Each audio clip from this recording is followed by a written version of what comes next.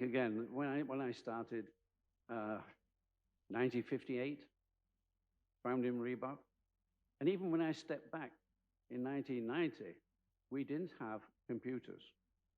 So all you guys were irrelevant.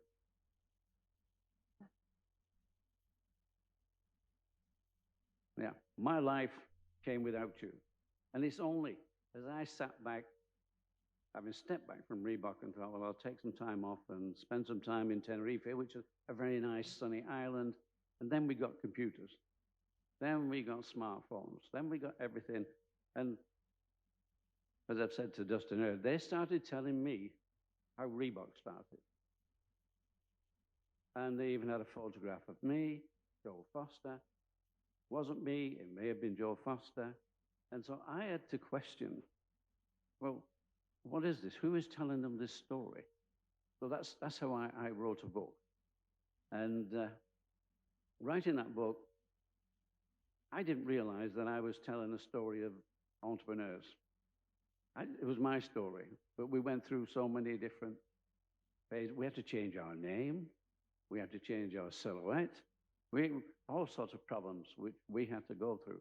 But we didn't have computers to help us. We just had to figure this out and go and see lawyers and write a letter maybe. We didn't have anything that we could. You could pick up a telephone, and if you were lucky, you'd get a call through, particularly if it was international.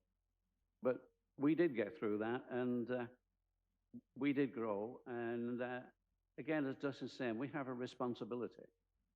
And I think as you grow, you recognize the fact that the responsibility is to try to put the right message out there. That we're not just a company here to make money, but this is, we become lucky, fortunate, or good at what we were doing. And in achieving that is to try to tell people or help people also to be able to take that next step. We had a story about the pessimist and the optimist. Well, for me, if you want to be an entrepreneur, you need to be an optimist. And I guess most of you guys who are now into technology have got to be optimists. You've got to be able to think we can do it. There's an answer here somewhere. And then the big companies like Microsoft, like Reebok, Nike, Adidas, and any of your big global companies, got to figure the ways of, how can we say, helping the planet. Because we ship so many shoes from Asia around the world. But that was an economic thing in my day. We made shoes in the UK, but they were too expensive. So the only way to compete, and that was then an economic decision, we had to go to the Far East and make our shoes in the Far East. And so we're shipping goods. Now, can we change that? Maybe in the future. I don't know, maybe in the metaverse. In fact, we have a couple of people that come to us and want to make shoes in the metaverse.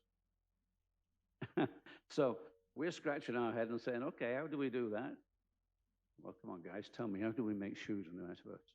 And it's not my world anymore. I'm just sort of, I learn little bits. NFTs, what are NFTs?